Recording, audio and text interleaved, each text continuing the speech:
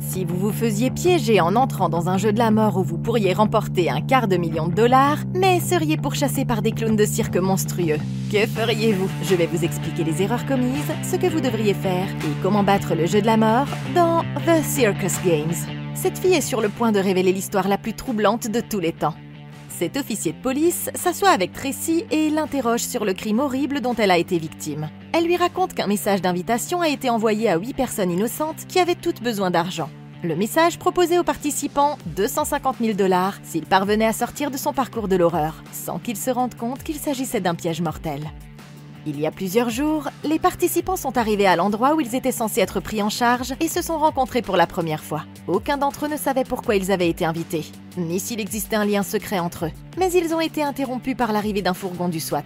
Le conducteur est sorti une arme à la main et le groupe a été embarqué à l'arrière du véhicule.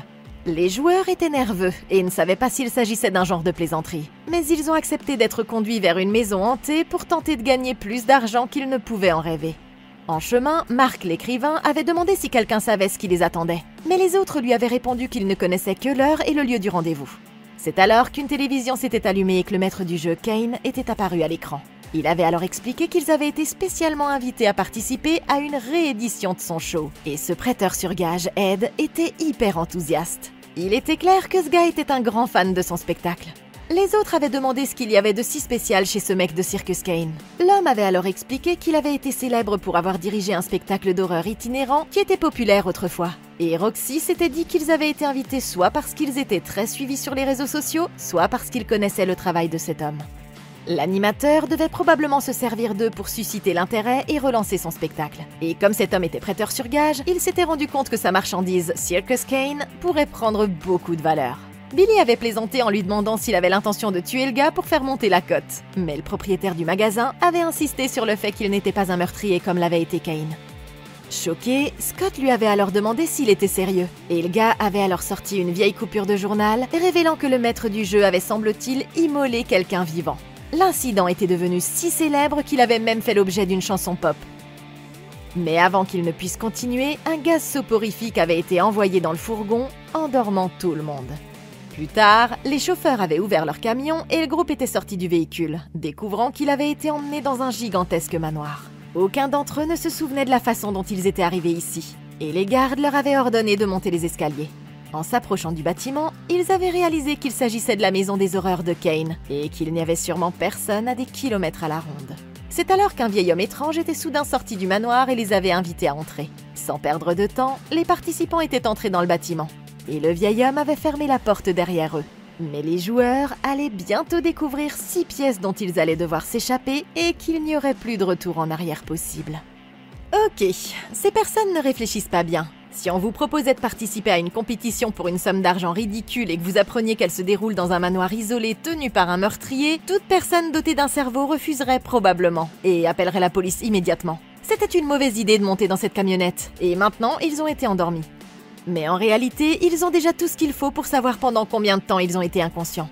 Tout d'abord, ils ont tous un téléphone portable, et nous pouvons clairement voir que beaucoup d'entre eux possèdent une montre. Par conséquent, si quelqu'un se souvient de l'heure à laquelle il est monté à bord, il ne sera pas difficile de déterminer la durée de son voyage. On peut également s'attendre à ce que ces clowns armés de fusils ne dépassent pas la limite de vitesse, parce que ça attirerait l'attention des forces de l'ordre local.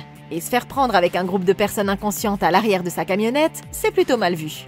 En gardant ça à l'esprit, le calcul de la vitesse moyenne multiplié par le temps de trajet devrait nous donner une estimation raisonnable du nombre de kilomètres qui nous séparent de notre lieu de rendez-vous.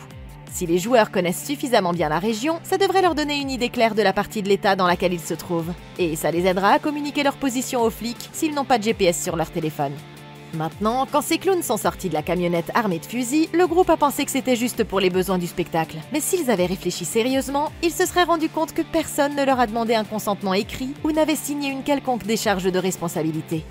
Il s'agit là de signaux d'alarme immédiats, et toute entreprise légitime aurait informé tous les participants des risques à l'avance et leur aurait fait signer des formulaires de décharge afin d'éviter toute responsabilité juridique.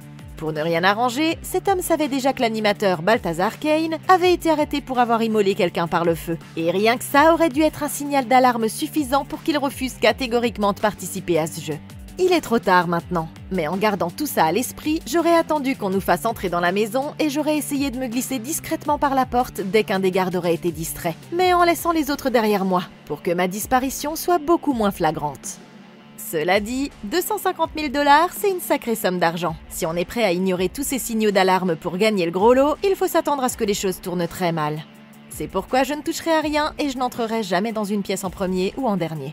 J'engagerai également une petite conversation avec le gardien pour voir si je peux l'amener à sortir de son personnage et à parler de sa vraie vie.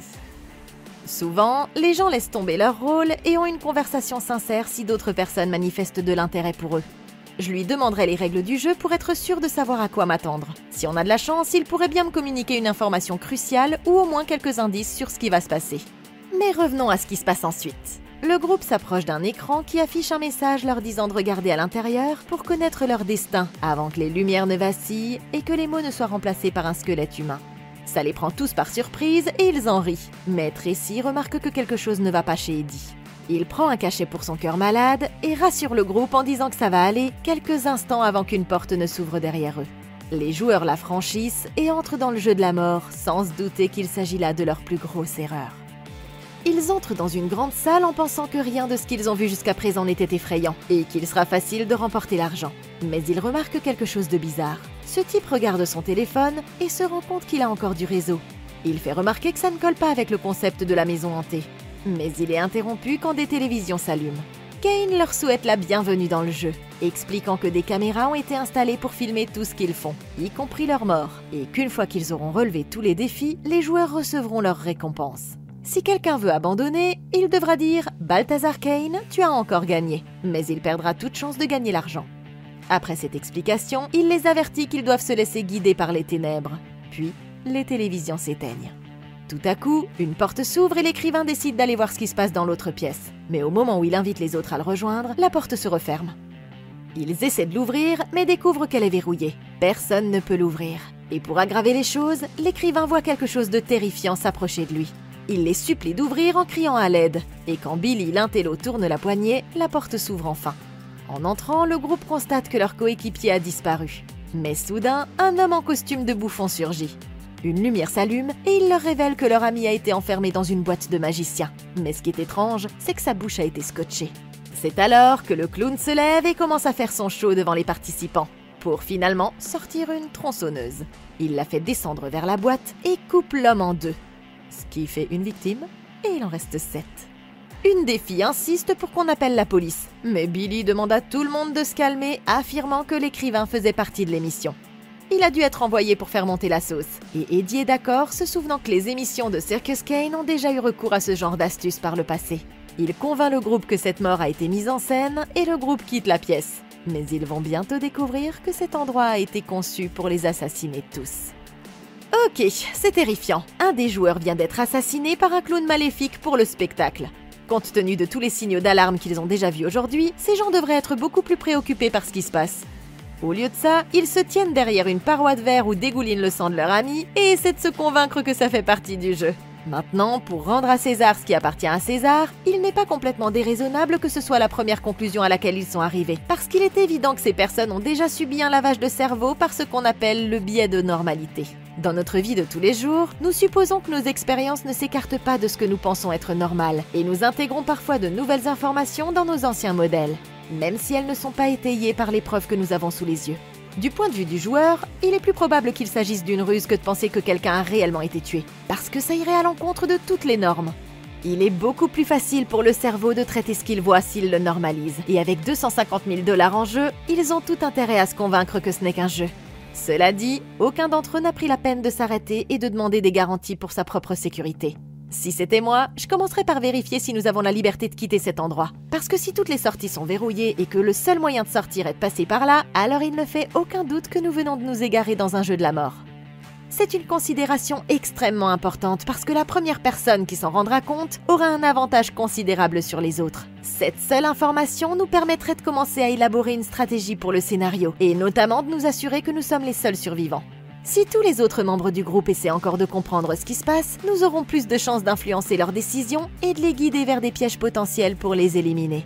Comme ça, nous ne prendrons pas autant de risques et nous aurons beaucoup plus de chances de survivre à la fin. Maintenant, en ce qui concerne les jeux de la mort, nous pouvons déjà dire qu'il y aura des énigmes, ce qui signifie que nous pouvons utiliser des tactiques éprouvées de salles d'évasion pour les résoudre. Heureusement, un professeur de conception de jeu nommé Scott Nicholson nous a donné quelques conseils utiles, dont l'un consiste à désigner quelqu'un pour diriger notre groupe. Pendant le jeu, ce responsable sera informé des indices ou des énigmes que nous trouverons et transmettra l'information aux autres afin que nous sachions tout ce qu'il faut chercher. Ça nous permettra de nous assurer que tout se passe bien, et ça nous aidera à résoudre les jeux de la mort beaucoup plus rapidement que si nous essayions de résoudre les énigmes par nous-mêmes.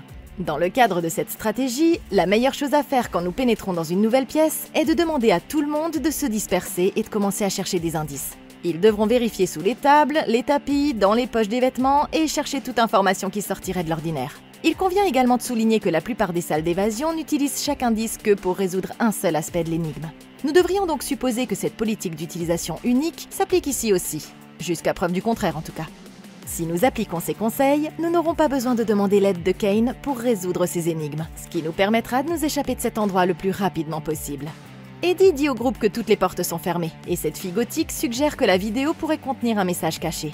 Tout le monde se souvient que c'est le jeune Scott qui a filmé la vidéo, et tous se rassemblent autour de lui. Mais au moment où il regarde la vidéo, Eddie remarque qu'elle tourne en boucle.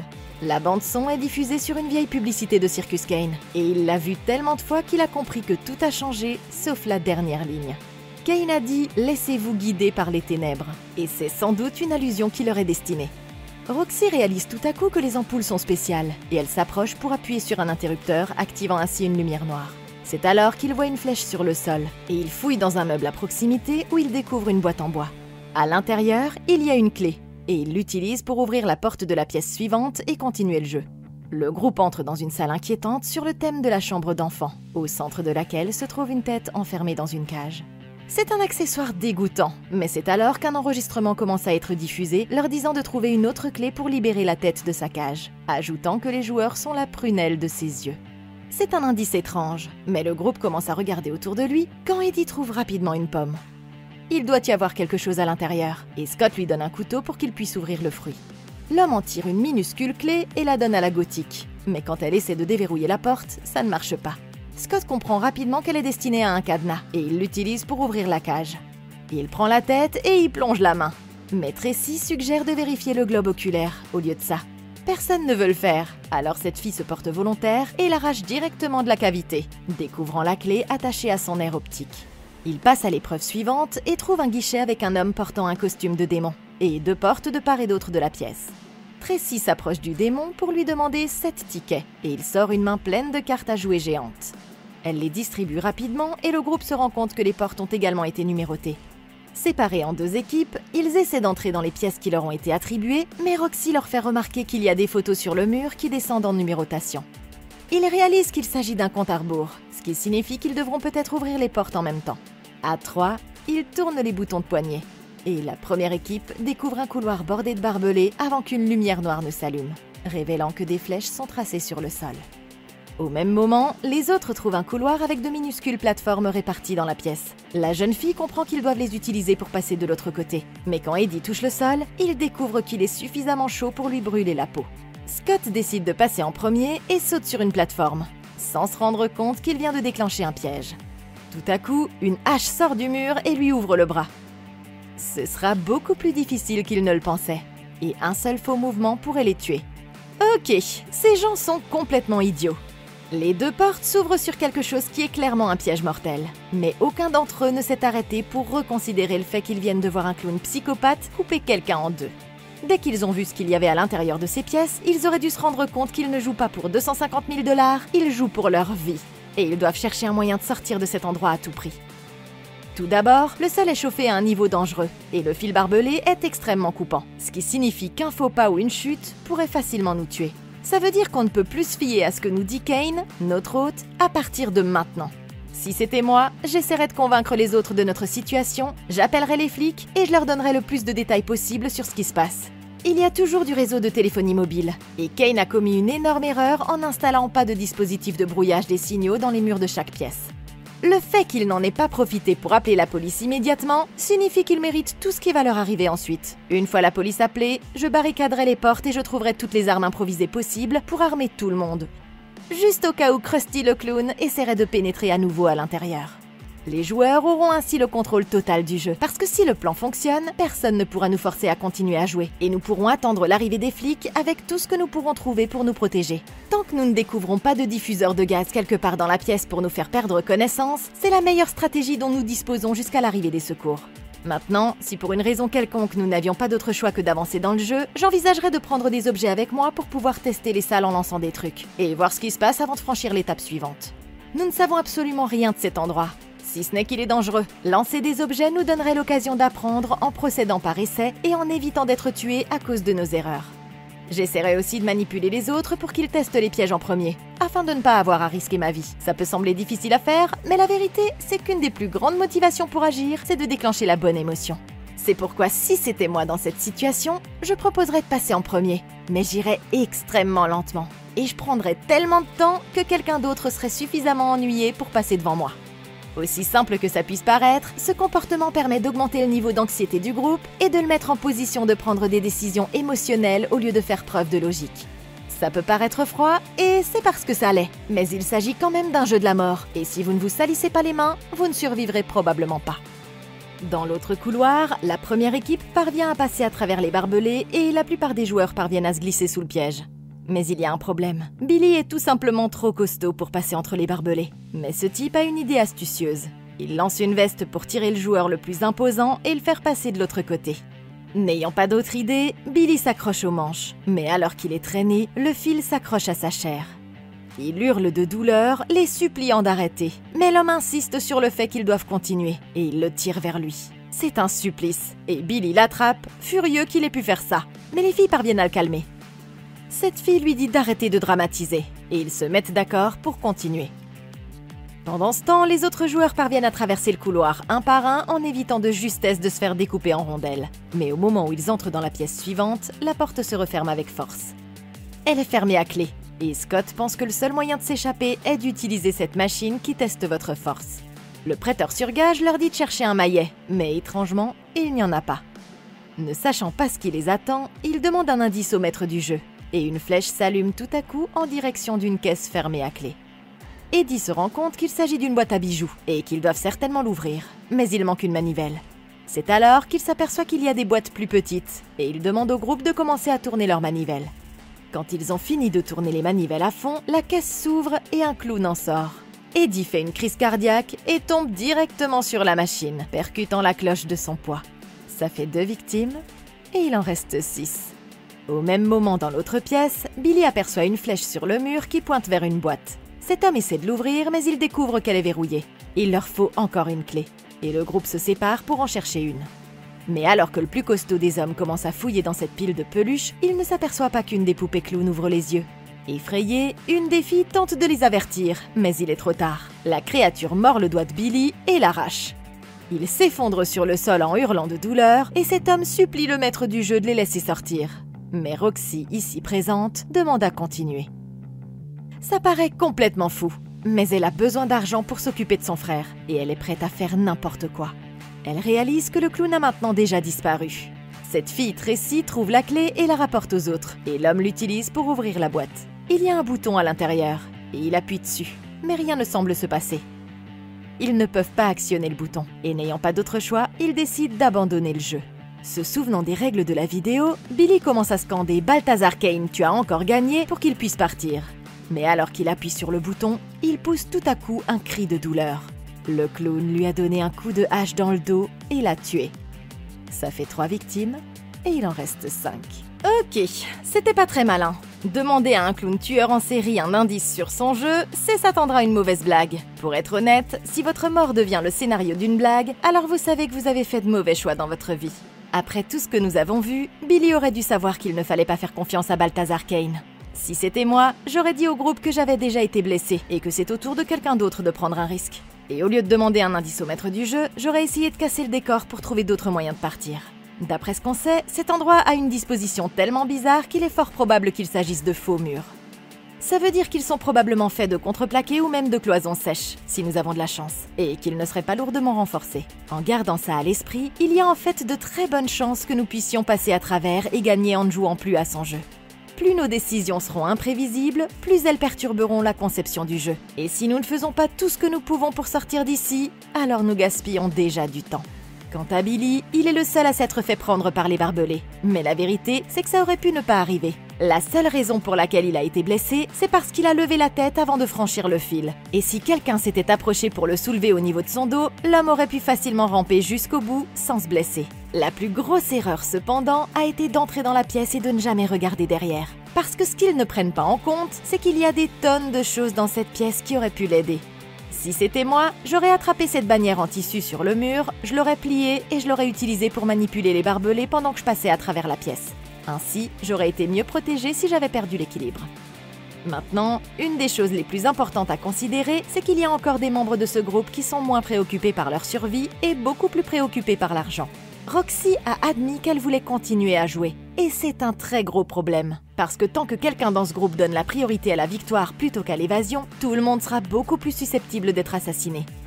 Si vous regardez les dernières salles dans lesquelles nous nous trouvions, il est évident qu'à tout moment, quelqu'un aurait pu pousser un autre joueur directement dans les barbelés ou sur le sol brûlant.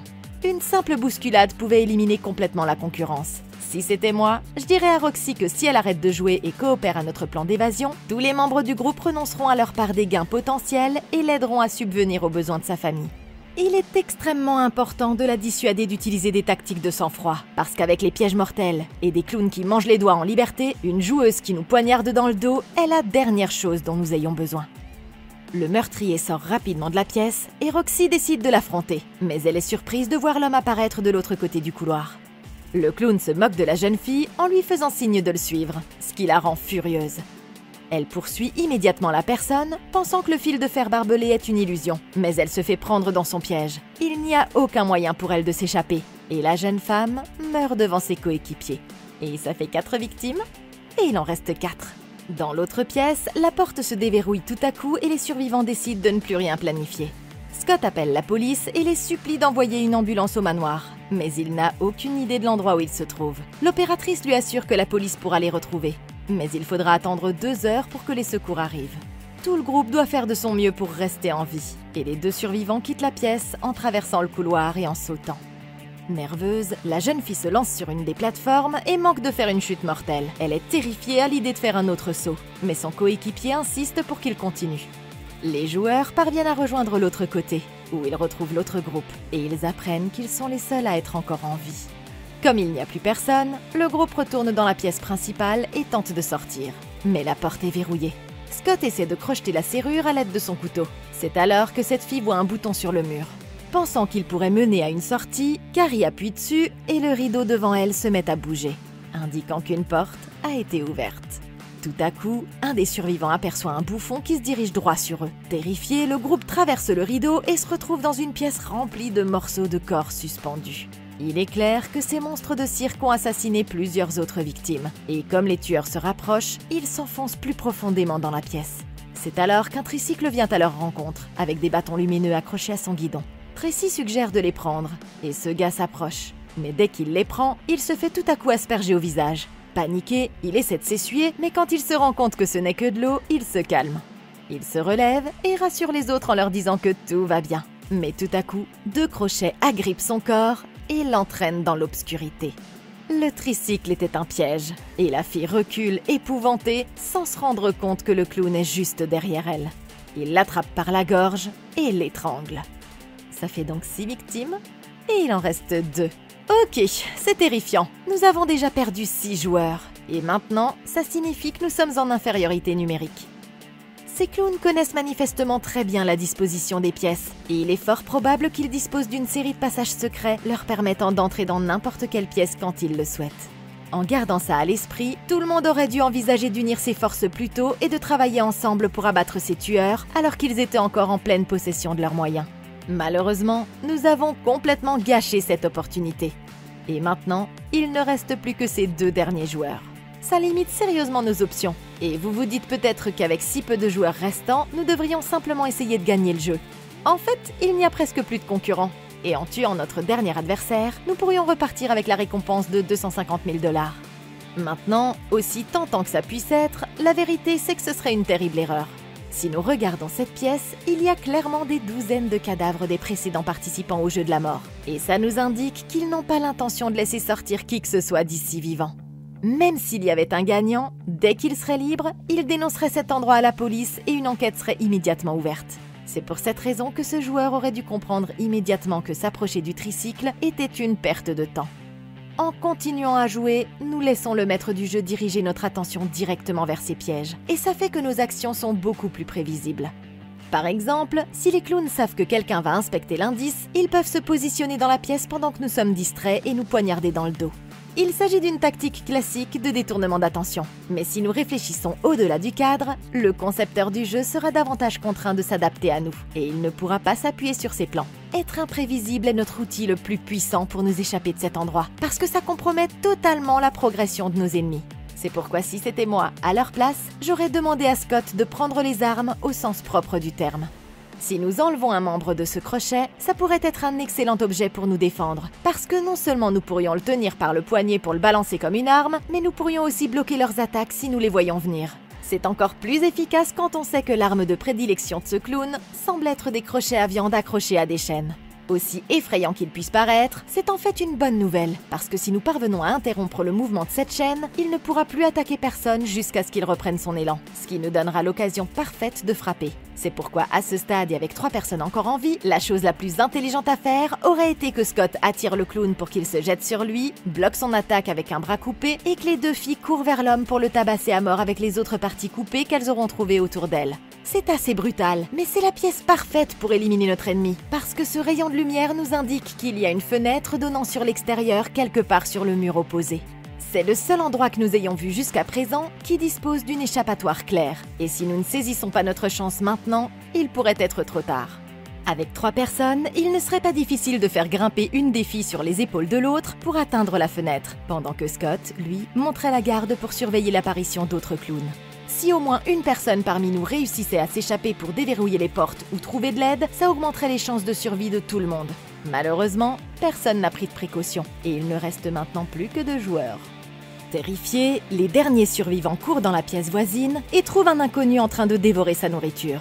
Quand ils les voient entrer, le monstre de cirque s'approche d'eux et se bat avec Scott. Mais le survivant parvient à prendre le dessus et il profite de l'occasion pour briser la nuque de l'étranger. Une fois que c'est fait, ils poursuivent leur chemin dans le bâtiment et cherchent une sortie. Mais ils se retrouvent dans une chambre d'hôpital où ils voient un vieil homme branché à un respirateur. Il se réveille, enlève son masque et se présente comme Balthazar Kane, le cerveau de ce jeu de la mort. Scott, terrifié, remarque un couteau sur une table. Il s'empresse de le ramasser et demande pourquoi l'homme a fait tout ça. Le maître du jeu se dirige vers un meuble voisin pour y prendre son haute forme, puis se justifie. Kane explique ici que chaque victime revendiquée fera partie de son héritage de l'horreur et restera à jamais gravé dans les mémoires. Mais ça fait enrager le jeune homme. Il menace d'assassiner le maître du mal si le psychopathe ne les laisse pas partir. Mais Kane se moque de lui et remet son masque en place, activant un étrange dispositif. Les survivants ne comprennent pas ce qui se passe, mais ils sortent rapidement de la pièce avant qu'ils ne puissent les attaquer. Ils se cachent derrière les corps pendant que les monstres de cirque continuent à les chercher. Mais c'est alors que Scott trouve un plan. Il dit à la fille qu'ils peuvent faire tomber Kane s'ils se séparent et l'attaquent ensemble. Mais il est trop tard. Kane lui plante tout à coup sa canne dans le ventre et le jeune homme tombe à terre, mort. Ce qui fait 7 victimes, et il en reste une. Kane a assassiné son dernier ami et il se moque de la jeune fille, lui soufflant au visage qu'elle est la dernière survivante. C'est traumatisant et la jeune fille s'enfuit horrifiée et retourne dans la pièce principale avant d'essayer désespérément d'ouvrir la porte. Mais elle est fermée à clé. Il fera tout ce qu'il peut pour l'arrêter. Et il brandit son épée, plaquant la jeune fille contre le mur. Elle le repousse et court vers le bouton. Mais il parvient à la faire tomber au sol sans qu'elle puisse se défendre. Ok, ces idiots viennent de perdre leur meilleure chance de battre ce jeu de la mort. Quand ils sont entrés pour la première fois dans la pièce, Kane ici présent était dans son lit avec un masque à oxygène sur le visage. C'est une position qui le rend vulnérable, et s'ils avaient réfléchi rapidement, il aurait été très facile pour eux deux de prendre littéralement n'importe quoi dans la pièce et de commencer à le battre à mort. Après tout ce qu'ils ont vécu, il ne fait aucun doute que cet homme est un monstre tueur en série, et il ne serait donc pas difficile de convaincre les flics que vous avez agi en état de légitime défense. Maintenant, la dernière chose que vous voudriez, c'est que nous retournions dans les pièges de la mort, parce que nous ferions exactement ce que veut le concepteur du jeu. nous avons le dessus tant que nous sommes dans cette pièce, parce qu'il n'y a qu'un seul ennemi à abattre, et que, pour autant que nous le sachions, il n'y a pas non plus d'énigmes dangereuses ici. Revenir en arrière dans le jeu de la mort nous conduirait non seulement à être moins prudents pour éviter les pièges, mais aussi à tomber sur les autres clowns qui attendent très probablement à l'intérieur pour nous attaquer. Et c'est pourquoi la chose la plus intelligente à faire ici, c'est de se précipiter en avant et d'empêcher cet homme d'inhaler le gaz vert. Vu l'état de faiblesse de cet homme, cet appareil est manifestement en train de lui fournir une dose d'adrénaline. Et laisser faire ça est une énorme erreur. C'est pourquoi j'aurais opté pour un coup de pied bien placé pour le neutraliser. Puis, j'aurais arraché le masque de son visage avant qu'il ne puisse l'utiliser. De là, on peut aussi voir que le mur derrière son lit semble fait de panneaux de bois. Alors je commencerai à essayer de le défoncer pour voir s'il n'y aurait pas un autre moyen de sortir d'ici qui ne nous obligerait pas à revenir sur nos pas en passant par la salle qui abrite le jeu de la mort. Maintenant, tuer un vieil homme sur un lit d'hôpital, c'est pas facile. Et c'est normal que ces joueurs soient figés et choqués par tout ce qui s'est passé. En gardant ça à l'esprit, il serait utile d'avoir un plan B sous la main. C'est pourquoi, en dernier recours, nous devrions envisager la solution du lâche. Si pour une raison quelconque, la violence n'est pas une option, je proposerais qu'il nous laisse survivre tous les deux et qu'en échange, nous travaillions pour lui en lui proposant d'attirer d'autres victimes dans ces jeux de la mort secrets. Ça peut sembler ridicule, mais dans son domaine, il est probablement difficile de trouver de bons éléments. Et comme il a beaucoup travaillé à la mise en place de ces jeux, il a sans doute désespérément besoin d'aide pour mener à bien ses projets. C'est certainement une tactique désespérée, et je vais sans doute prier le Notre Père. Mais il n'y a rien à perdre à faire cette suggestion. Et si nous sommes à court d'options, cette stratégie pourrait nous permettre de rester en vie assez longtemps pour nous échapper plus tard. Le tueur a le dessus et se tient au-dessus d'elle, prêt à assassiner la jeune fille. Mais elle lui donne alors un coup de poing entre les jambes. Tracy en profite pour se précipiter sur le bouton et appuie dessus, ce qui déverrouille la porte. Elle sort du manoir aussi vite qu'elle le peut et trouve des policiers qui descendent de leur voiture. La jeune fille supplie les hommes de l'aider à partir d'ici, expliquant que Kane essaie de l'assassiner. Mais c'est alors que les policiers aperçoivent le maître du jeu en train de descendre les escaliers. L'officier lui ordonne de rester où il est, sinon ils tireront. Mais l'homme refuse d'obéir, et les flics l'abattent. Une fois Kane mort, Tracy est emmenée au poste de police où elle donne à l'officier sa déclaration sur ce qui s'est passé. Mais l'inspecteur a du mal à la croire. Il lui fait comprendre qu'elle va devoir rester ici jusqu'à ce qu'il vérifie les images des caméras du manoir. Et il se retire pour parler à son coéquipier. Derrière la vitre sans teint, l'homme se voit présenter un dossier sur Kane. Et il remarque une coupure de presse indiquant que le maître du jeu a tué un certain Robert Valentine. Il s'agissait du père de Tracy, et le détective retourne dans la salle d'interrogatoire en rassurant la jeune fille et en lui disant qu'elle est libre de partir. Mais il ne réalise à aucun moment qu'elle était derrière le jeu de la mort depuis le début. Tracy est en réalité la fille de Kane. Après sa libération de prison, ils ont organisé toute cette opération pour qu'elle puisse le remplacer après sa mort. C'était un plan ambitieux, et la jeune fille poursuivra bientôt son héritage en entretenant la peur des clowns dans le monde entier. Mais qu'en pensez-vous? Et comment auriez-vous battu The Circus Games? Dites-le moi dans les commentaires ci-dessous. Merci beaucoup d'avoir regardé. Laissez un like, abonnez-vous et consultez la playlist de Comment battre pour d'autres vidéos comme celle-ci. Et d'ici la prochaine fois, passez une excellente journée!